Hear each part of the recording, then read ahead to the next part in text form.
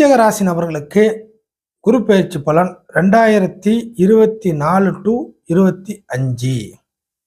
இப்போ இந்த மே மாதம் 1ஆம் தேதி வகையில் 2024 மே மாதம் 1ஆம் தேதி மதிய வாக்கில் மேஷ வீட்டில் இருந்து ரிஷப வீட்டிற்கு குரு பெயர்ச்சி. இந்த குரு பெயர்ச்சி பலன் விருச்சிக ராசி நபர்களுக்கு மட்டும். விருச்சிக லக்கணத்துக்கெல்லாம் எந்த ஒரு குரு பெயர்ச்சியும் கிடையாது. அதாவது சனி பெயர்ச்சி, ராகு பெயர்ச்சி, குரு பெயர்ச்சி, இந்த மாதிரியான எந்த ஒரு கிரக கோச்சார அமைப்புகளில் கிரக பெயர்ச்சிகள் லக்கணத்திற்கு வேலை செய்யாது, விருச்சிக ராசிக்கு மட்டும். அப்போ விருச்சிக ராசி நபர்களுக்கு இந்த குரு பயிற்சி என்ன மாதிரியான குரு பயிற்சியாக செயல்பட போகிறது அப்படின்னு பார்த்தீங்கன்னா, விருச்சிக ராசிக்கு நேர் ஆப்போசிட்னு சொல்லக்கூடிய ரிஷப வீட்டில் குரு பயிற்சி. அப்போ ரிஷப வீடு என்பது ஒரு மாரக அமைப்பு, ஒரு கண்டக அமைப்பு. இந்த பலனை கொண்டது தான் 7ஆம் வீடு. அப்போ 7ஆம் வீட்டுக்கு வரக்கூடிய குரு பயிற்சி கண்டக குரு பயிற்சியாக கூட நீங்கள் எடுத்துக்கலாம், இல்லைன்னா மாரக குரு பயிற்சியாக கூட நீங்கள் எடுத்துக்கலாம். ஸோ இது எப்படியாக இருந்தாலும் மாரக குரு பயிற்சி. இதில் மாரக குரு பயிற்சியில் மிக முக்கியமான ஒரு விஷயங்கள் இருக்குது. என்னன்னாக்கா, அந்த 7ஆம் இடத்துல வரக்கூடிய குரு உங்களுக்கு கிடைக்கக்கூடிய நன்மைகளை எப்படி கொடுப்பார் என்றால், அடுத்தவர்கள் வழியாக தான். உங்களை தவிர, அதாவது இந்த குரு பயிற்சி இந்த காலகட்டத்தில் பலன் பிறரை சார்ந்தால் உங்களுக்கு கிடைக்கும். நீங்களே எவ்வளோதான் எஃபர்ட் போட்டாலும் அடுத்தவங்களுடைய சப்போர்ட்டு, அடுத்தவங்களுடைய தலையீடு, அடுத்தவர்களுடைய உதவி, அடுத்தவர்களுடைய ஜட்ஜ்மெண்ட் இல்லாமல் உங்களால் பிரகாசிக்க முடியாது. புரியுதுங்களா? ஏன்னா 7ஆம் இடத்துல இருக்கிற குரு பயிற்சிக்கும் அதே ஜென்ம குருவாக இனி அப்படியே கிட்டத்தட்ட ஒரு விருச்சகத்துக்கு வரக்கூடிய காலகட்டத்தில் குரு உங்கள் ராசிக்கு வரும்போது நீங்களாக செயல்படலாம். ஆனால் இப்போ 7ஆம் இடத்துலேருந்து குரு பார்க்கறதுனால உங்களுக்கு கிடைக்கக்கூடிய நன்மைகள் முழுக்க முழுக்க அடுத்தவர்கள் மனசு வச்சு அப்புறம் தான் உங்களுக்கு கிடைக்கும். ஸோ அப்போ என்ன நடக்க போகுது அப்படின்னாக்கா, குரு பயிற்சி உட்பாடு நீங்கள் எவ்வளவுதான் 99% 100% உழைத்தாலும், பாடுபட்டாலும், ஆசைப்பட்டாலும், பிளான் பண்ணாலும், எது எப்படியாக இருந்தாலும் பிறருடைய தயவு தாட்சணை, பிறருடைய கனிவு, பிறருடைய மனிதாபிமானம், பிறர் உங்கள் மீது வைத்திருக்கிற மதிப்பு மரியாதையின் அடிப்படையில் உங்களுக்கு வர வேண்டிய வரவுகள் உண்டு. இல்லை என்றால் நீங்கள் போட்டிருக்கிற உங்களோட ஆசை, பிளானு, உங்களுக்கான பூர்த்தியாகக்கூடிய விஷயங்கள் எல்லாமே பெண்டிங்கில் விழுந்துடும். அடுத்தவங்களோட சப்போர்ட் இல்லாமல் இந்த குரு பயிற்சி உங்களுக்கு ஹெல்ப் பண்ண வாய்ப்பு இல்லை. சரி, இப்போ என்னென்ன விஷயத்திற்கு இந்த குரு பயிற்சி நீங்கள் போடக்கூடிய எஃபர்ட்டுக்கு கை கொடுக்கும் அப்படின்னு பார்த்துடலாம். குரு என்கிற கிரகம் விருச்சிக ராசி நபர்களை பொறுத்தவரை 2 மற்றும் 5 கூடிய கிரகம். பணத்திற்கும் குடும்ப உறுப்பினர்களையும் நீங்கள் பேசக்கூடிய பேச்சையும், அடுத்த 5ஆம் பாவகமான சில அதிர்ஷ்ட வாய்ப்புகளையும், வாரிசுகளையும், அடுத்ததாக பார்த்தீங்கன்னா காரிய எளிய வெற்றிகளையும், இல்லைனாக்கா சில விஷயங்கள் இது வரைக்கும் தடையாக இருந்த விஷயங்கள் தடைக்கு உடைபடுவதற்கான சில சாத்திய கூறுகளையும் தரக்கூடிய கிரகம் குரு. இன்னும் சொல்லப்போனால் ஆதிபத்திய ரீதியில் கெடுக்காத கிரகம், முழு முதற் சுப கிரகம், முழுக்க முழுக்க விருச்சிக ராசிக்கு நன்மைகளை தரக்கூடிய கிரகம் குரு. 1% கூட கெடுக்காத கிரகம். இந்த குரு 7ல் இருந்து விருச்சிக ராசி நபர்களை பொறுத்தவரை லாப வீட்டையும் ராசியையும் அதே போல் ராசிக்கு 3ஆம் பாவகமான மகர வீட்டையும் பார்க்கக்கூடிய நிலவரம். அப்போ 7ஆம் பாவகத்தில் போகிறதுனால என்ன கிடைக்க போகுது குருவால்? நீங்கள் ஒரு பணத்திற்கு ஒரு ஐடியா பண்ணுறீங்க. பணம் பிறரை சார்ந்து உங்ககிட்ட வரும். பணம் சம்பாதிக்கிறது, ஒரு நல்ல வேலைக்கு போகணும் அப்படின்னா நீங்களாக போய் வேலையெல்லாம் சேர்ந்து பணத்தை சம்பாதிக்க முடியுமான்னு முடியாது. அடுத்தவர்கள் உங்களுக்கு ஒரு வேலையை காட்டி கொடுப்பதாக இருக்கும். அடுத்தவர்கள் உங்களுக்கு சப்போர்ட் செய்வதாக அமையும். ரெக்கமெண்டேஷன் கிடைக்கும்.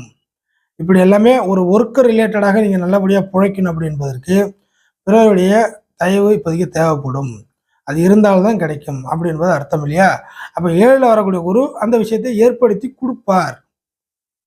அடுத்ததாக நீங்கள் பேசக்கூடிய வார்த்தை, அப்போ அடுத்தவர்களுடைய மனநிலைமைக்கு ஏற்பதான் நீங்கள் நல்லபடியாக பேச வேண்டும்.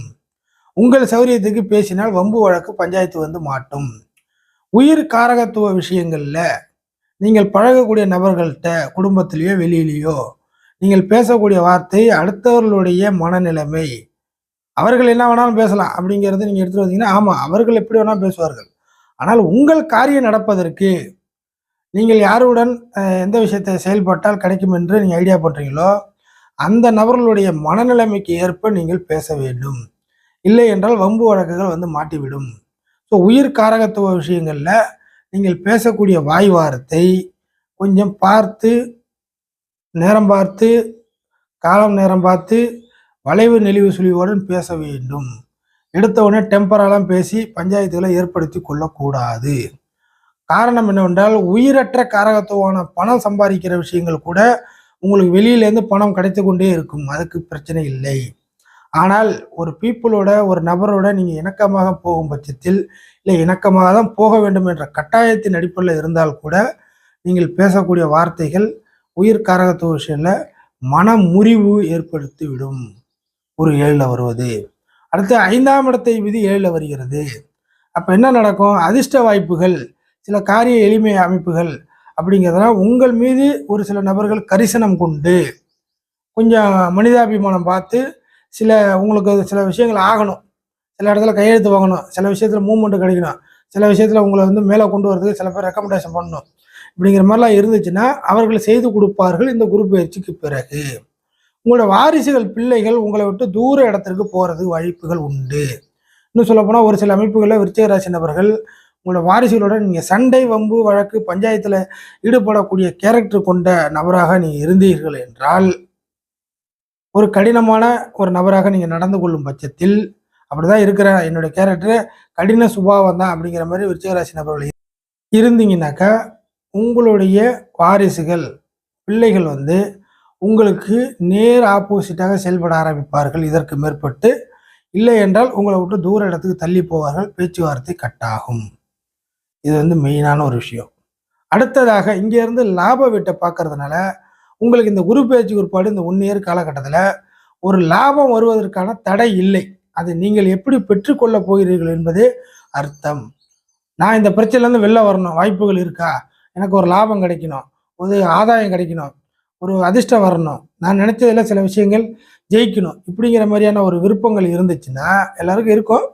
அந்த விருப்பங்கள் அடிப்படையில் லாபங்கள் வருவதற்கும் அந்த விஷயங்கள் கிடைப்பதற்கும் தடை இல்லை இந்த காலகட்டத்தை உட்பாடு.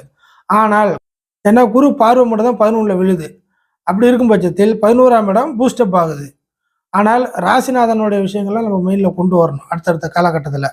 அப்படிங்கும்பொழுது அதை பெற்றுக்கொள்வது உங்களுடைய சாமர்த்தியத்தனம்.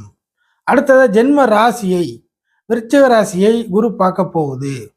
அப்போது இது வரைக்கும் நான் நல்லவன் வீரன் சூரன் அப்படி உள்ளவன் இப்படி உள்ளவன் எப்படி வேணுமானாலும் ஊருக்குள்ளே நீங்கள் பில்டப் பண்ணி அலைஞ்சிருக்கலாம். ஆனால் இந்த குரு பார்வைக்கு பிறகு நீங்கள் யார் என்பது, நீங்கள் எந்த விஷயத்திற்கு லாய்க்கு, உங்கள் மீது தவறுகள் என்ன, உங்கள் மீது சுமத்தப்பட்ட குற்றம் என்ன, நீங்கள் செய்த தப்பு என்ன, அல்லது நீங்கள் செய்த நன்மை என்ன, நீங்கள் இளிச்சவாயனா, நீங்கள் வந்து காரியவாதியா, நீங்கள் நேர்மையாளனா, இல்லைனா வந்து பார்த்தீங்கன்னாக்கா நீங்கள் 4 பேரோட சண்டை அவங்க போட்டு உங்களோட கொடூரமான கேரக்டர் கொண்ட நபரா, இல்லை நீங்கள் எதுக்கும் ஒத்து வராத ஒரு பார்ட்டியா, இல்லை ஆகுமோ ஆகாதா அப்படிங்கிற மாதிரி உங்களுடைய ஒரிஜினல் குணம், உங்களுடைய ஒரிஜினல் பேக்ரவுண்ட் என்னன்னு இந்த குரு பயிற்சி ஏற்பாடு வெளியில் வரும்.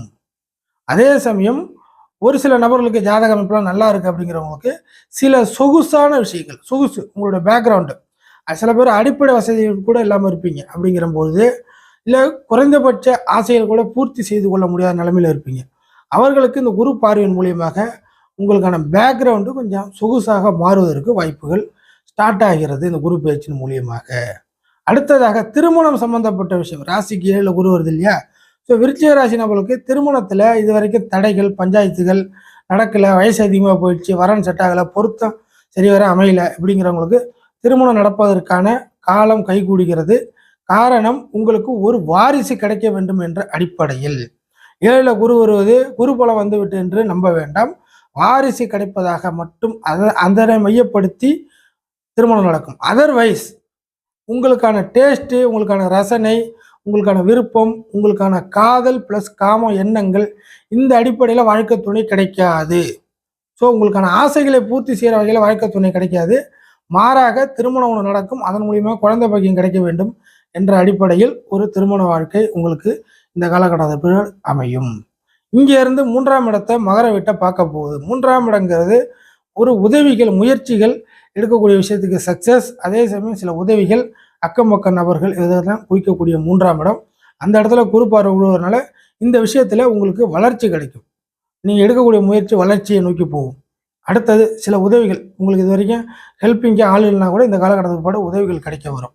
அடுத்ததாக குறிப்பாக அக்கம் பக்கம் நம்ம பக்கத்தில் உள்ள பிரச்சனைகள், குறுகிய தூரத்தில் நான் வசிக்கிற இடத்துல இருந்து ஒரு 10 கிலோமீட்டருக்குள்ள நிறைய பிரச்சனைகள்லாம் இருக்குது. இதுக்குள்ளே இருக்கக்கூடிய பிரச்சனைகள்லாம் சமாளிக்க முடியல, ஒரு நாளைக்கு கடைக்கு போக முடியல, ஒரு இடத்துல தண்ணி எடுக்க முடியல, இந்த மாதிரியான ஒரு குறுகிய வட்டத்தில் இருக்கக்கூடிய பிரச்சனைகள் எல்லாம் தீர்வுகள் கிடைக்க போகிறது விருச்சிக ராசி நபர்களுக்கு இந்த குரு பயிற்சியின் மூலியமாக. இதெல்லாம் உதாரண அமைப்புல சொல்லியிருக்கேன். இதெல்லாம் அவரவர் லெவலுக்கு ஏற்ப அப்படியே கண்டினியூவாக நடந்து கொண்டு வந்துகிட்டு இருக்கும். நீங்கள் பார்க்கலாம்.